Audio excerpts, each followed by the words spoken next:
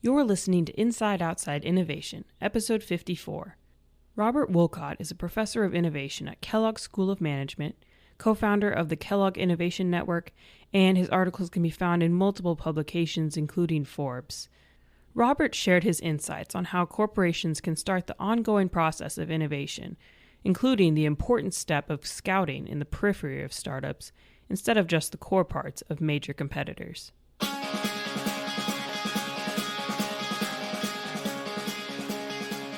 We have an opportunity for you to scout the periphery of startups at our Inside Outside Innovation Summit, June 19th through the 21st. We can help set up purposeful meetings between corporations and startups with organizations that make sense for them so that things can happen and happen fast. Applications for the $100,000 pitch contest are still open, and corporations can still become sponsors to experience the full offering of this premier Midwestern conference.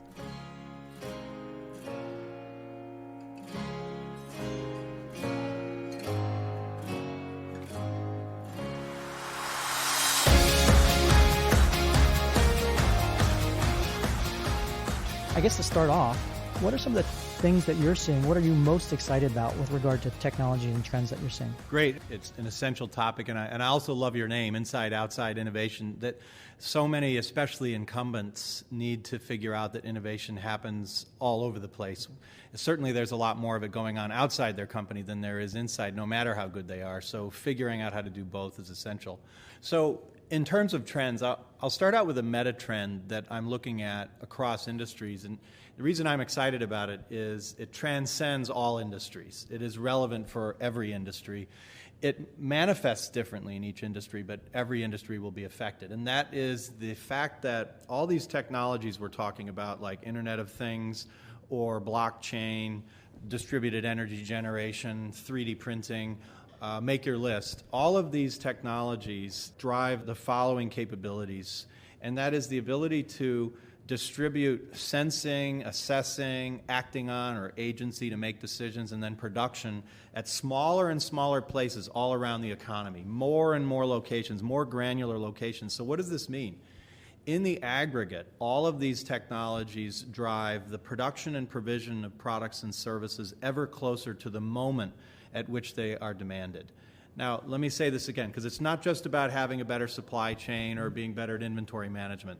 That's a small part of it. It really is about taking everything that we pay for, value today from a business perspective, and being able to push it ever closer in the production and provision to the moment where that value is required. So I could give hundreds of examples. I'll just give two. One would be 3D printing, of course, of replacement parts. So an automotive dealer, about 25% of the plastic replacement parts for cars actually cost more to ship than they do to manufacture.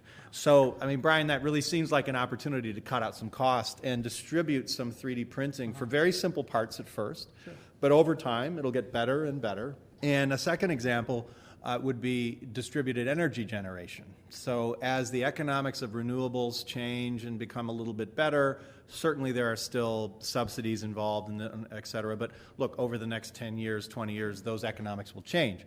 So we see a future where some of our energy, increasing amounts of our energy, will be produced closer and closer to the location where it's demanded.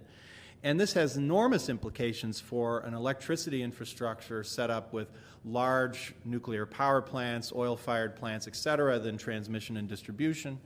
And the real clincher here will be when energy storage really has a leap forward. So these are just two examples of this dynamic occurring. So that's interesting. I mean, obviously, we're seeing this pace of disruption changing. You know, you look at the Fortune 500 over the last 15 years, and half of them are gone because they've either merged or gone away or whatever. What can corporations start to do, or are they doing effectively to adapt to this ever-increasing pace of disruption? There are obviously many things, but a few that I tell clients and students often. One is we have to have better edge sensing capabilities, so searching our peripheries. Mm-hmm. The big threats and opportunities are not going to come from the core of your industry. Now, there will be big changes and threats that occur because you have great competitors. You're a great competitor. But you already know everything they're doing, for the most part, and they know everything you're doing. So keep doing that, keep paying attention to the competition. But if we pay too much attention to our direct incumbent competitors, eventually we'll be in trouble. So we have to figure out where are the peripheries and technologies, geographies, other industries that are analogous. Maybe new players like a Google or Amazon who is deciding to perhaps get into your space and they've never been in that before. You need to have a runway to prepare for this. You need to have edge sensing, peripheral vision to find the things that might be relevant. And you can't pay attention to everything, so you have to be strategic about how you use your peripheral vision. And then take those insights, drive them to the right places within your company to make decisions, to build what I call a portfolio of options. So you can't just, every time there's something new, throw $100 million at it. Right. That you'd go out of business, right? But how do you keep an eye on things, know they're happening, and then at the point when they start to get serious enough, build a portfolio of options to be ready, and then you're in the game. You're not doubling down yet, you're just in the game, you know what's going on, you're prepared, and then if some of those things start to really take off, you're ready. And you can be fast second, or you can acquire somebody. But Brian, there are two key words in fast second, fast and second, and it's not slow fifth. And oftentimes the incumbents become a sad, slow fifth. So, question on that with regard to how much of that peripheral vision is done kind of internally with your core team versus do you have a skunk works? Do you have, are you betting on startups outside your ecosystem and placing more like a corporate venture model? What are some ways that are effective at doing that? So as you mentioned, there are a lot of different ways to do this, and it varies by company. But especially as you get to be a larger company, you should be able to have the resources and the commitment to try many or all of these things. And try a variety of them, see what works for you, iterate, learn. Maybe something looks great and you set up a fund and, man, it's not going very well. Well, rather than killing it, find out why it's disconnected with your corporate objectives or strategy. Find out why it doesn't seem to be feeding you the right insights, the right intelligence from the marketplace. And so any large established enterprise really needs to be experimenting with all of these approaches. In particular, Brian, the internal biases, the orthodoxies of the company will always get in the way. And so it is an ongoing effort to continue to expose executives to what's going on outside. A great PowerPoint presentation with some data, even if they're great data, is not enough. Yeah. People have to, if it's truly different, they have to see it, they have to experience it, and then they can start to think about how they might play or defend against the change. Yeah, I think one of the things that we see in the marketplace is a lot of times a lot of corporations are trying a lot of things, but it's almost like innovation theater. It's like, well, let's run a hackathon and see what happens. What are your thoughts of how do corporations kind of go off the rails? Great. Well, there are a lot of rails to go off here, so I'll give you two examples. On a high level, if you make a commitment to innovation, that's great. Congratulations. But that's not enough. You have to make a real commitment where you're not only going to try stuff, you're also going to follow through. You're going to have some transparency to your team and the company. Why are we doing this? If we find something that has certain criteria, we're actually going to move forward with it, or we might kill some things and be transparent as to why we're killing things. A couple of things we see happen fairly often that lead bad directions. One is the insight of setting up a separate innovation group, protected with its own capital against the corporate antibodies that try and kill the new thing. We've all seen this. That's the right insight, to insulate those new things. The problem is when insulation becomes isolation. When insulation becomes isolation, then those new things, even if they start to get a couple of happy customers on board, nobody in the rest of your company cares. They say, why are you doing that? It's cannibalizing my business. Stop talking to my customers. And so that's one thing I see that we have to be very careful about.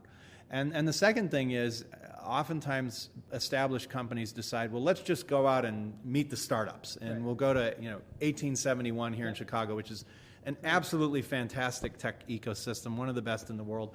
And I know your hometown has some of these ecosystems where there are startups and you're investing in them. So the big companies decide we're going to go visit the nice startups. And then they do little pitches and a few execs come. My friend and colleague at 1871, Howard Tallman, calls this the entrepreneurial petting zoo. And so you get to go and tap them on the head and say, oh, look at these nice little kids coding stuff. And then nothing happens. Yeah. So that wastes the startup's time.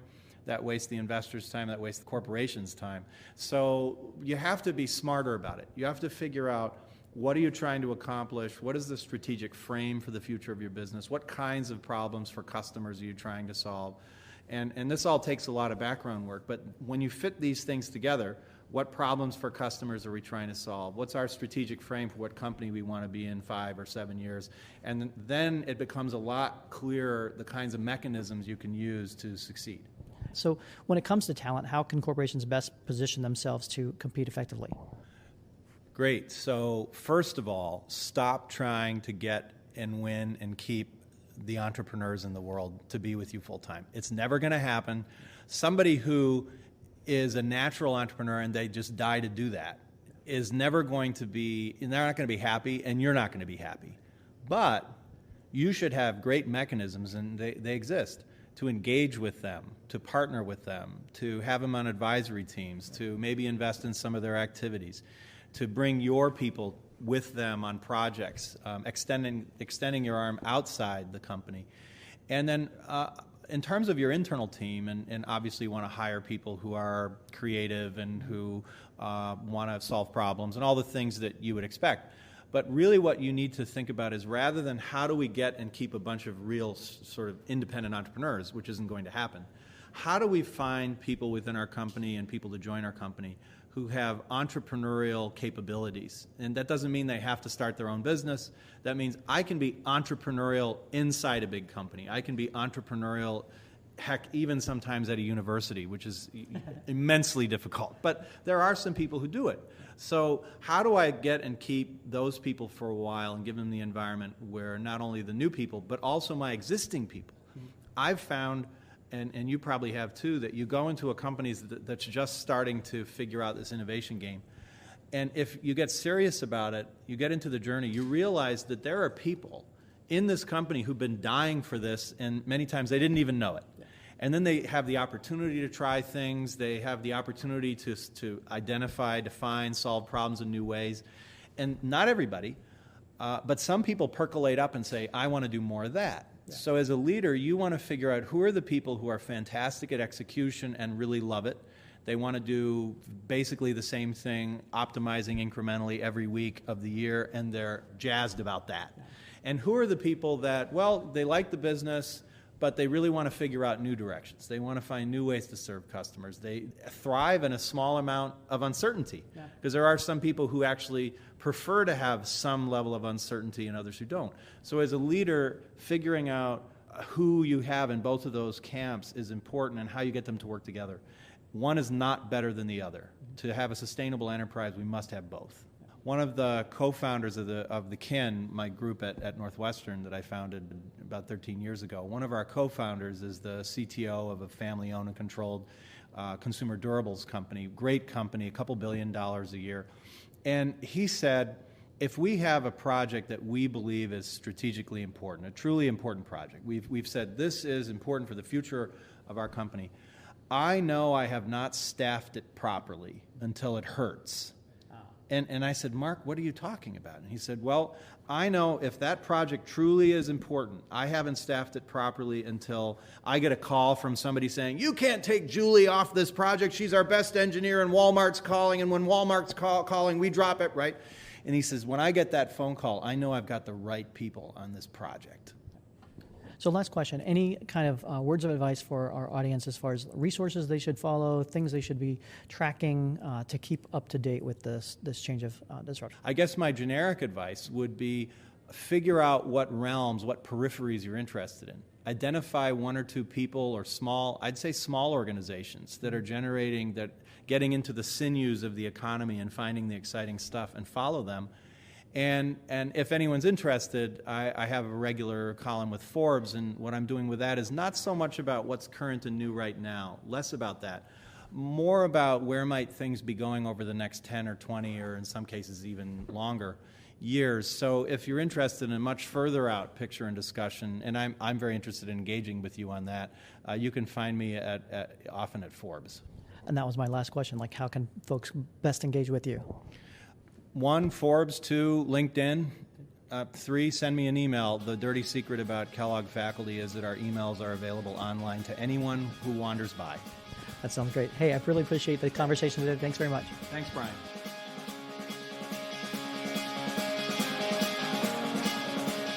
That's the end of another episode of Inside Outside Innovation. Thanks for listening. You can find Robert's contact info in the show notes. Take a minute and tell us your thoughts on iTunes or on Twitter at the IO Podcast or in person at the Summit. You don't want to be a slow fifth, so register today. Until next time, go out and innovate.